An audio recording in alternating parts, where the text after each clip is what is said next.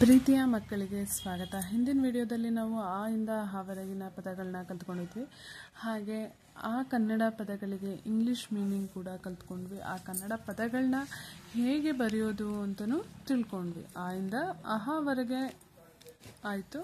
ಈಗ ನೆಕ್ಸ್ಟ್ ಕಾ ಇಂದ ಪ್ರಾರಂಭವಾಗುವ ಪದಗಳನ್ನ ಕಲಿಯೋಣ.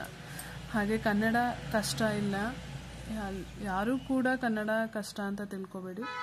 ಇಂಟ್ರೆಸ್ಟಿಂದ ಕಲಿತ್ರೆ ಕನ್ನಡ ಕೂಡ ಈಸಿ ಅನಿಸುತ್ತೆ. ಯಾವುದೇ ಸಬ್ಜೆಕ್ಟ್ ಆದರೂ ಇಂಟ್ರೆಸ್ಟಿಂದ ಕಲೀರಿ, ಆಗ ಆಸಕ್ತಿ ಇದ್ದಾಗ ಯಾವುದೇ ಆದರೂ ಕಷ್ಟ ಆಗಲ್ಲ. ಕದನ ತುಂಬ ಈಸಿ ಇರೋ ಪದಗಳನ್ನ ನಾನು ಇಲ್ಲಿ ಬರಿತಾ ಇದ್ದೀನಿ, ಯಾಕೆಂದರೆ ನಿಮಗೆ ಬೇಗ ಅರ್ಥ ಆಗುತ್ತೆ ಅಂತ. ಸೊ ಕದನ ಅಂದರೆ fight, FIGHT, fight. Next letter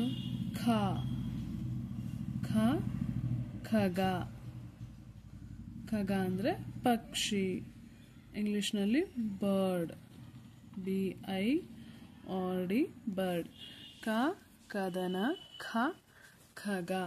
next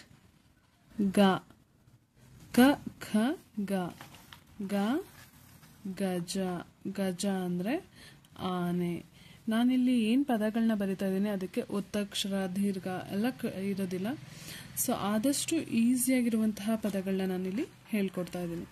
ಗಜ ಅಂದರೆ ಆನೆ. ಆನೆಗೆ ಇಂಗ್ಲಿಷ್ನಲ್ಲಿ ಎಲಿಫೆಂಟ್ ಅಂತ ಹೇಳ್ತೀವಿ, ELEPHANT, ಎಲಿಫೆಂಟ್. ನೆಕ್ಸ್ಟ್ ಈ ಅಕ್ಷರನ ಉಚ್ಚಾರಣೆ ಮಾಡುವಾಗ ನಾವು ಉಸಿರನ್ನ ಬಿಟ್ಟು ಉಚ್ಚಾರಣೆ ಮಾಡಬೇಕು.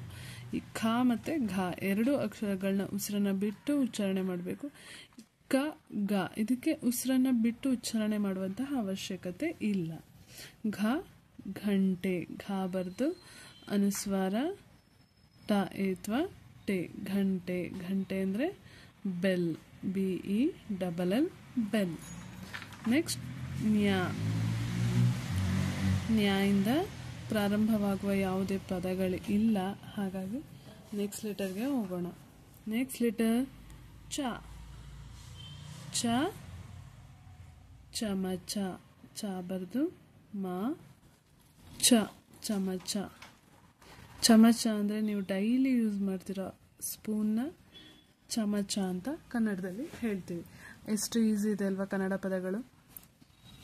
ಹೀಗೆ ಸ್ಟಾರ್ಟಿಂಗಲ್ಲಿ ಕಲಿಯುವಾಗ ಒತ್ತಕ್ಷರ, ದೀರ್ಘ ಇಲ್ಲದೆ ಇರುವಂತಹ ಪದಗಳಾದರೆ ನಿಮಗೆ ಕಲಿಯೋದಕ್ಕೆ ತುಂಬ ಈಸಿ ಆಗುತ್ತೆ. ಇದು ಚಾನು ಕೂಡ ಉಸಿರನ್ನು ಬಿಟ್ಟು ಹೇಳಬೇಕು. ಈ ಮೊದಲನೇ ಚಾನ ಸಿಂಪಲಾಗಿ ಅಂತ ಹೇಳಿದರೆ ಸಾಕಾಗುತ್ತೆ. ಇದಕ್ಕೆ ಉಸಿರನ್ನು ಬಿಟ್ಟು ಅಂತ ಹೇಳಬೇಕು. ಛತ್ರಿ, ಬರೆದು ತಾಗುಡಿ ಸುತ್ತಿ ರಾವತ್ತು, ಛತ್ರಿ ಅಂದರೆ ಅಂಬ್ರೆಲಾ, UMBRELLA, ಅಂಬ್ರೆಲಾ. ನೆಕ್ಸ್ಟ್ ಜಾಗೆ ಜಯ ಅಂದರೆ ವಿನ್ ಆಗೋದು, ವಿಕ್ಟರಿ, VICTORY,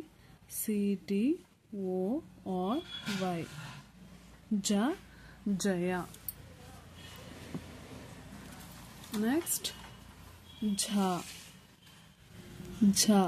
ಮಹಾಪ್ರಾಣ, ಅಂತ ಹೇಳ್ತೀವಿ, ಅಂದರೆ ಉಸಿರನ್ನು ಬಿಟ್ಟು ಹೇಳಬೇಕು.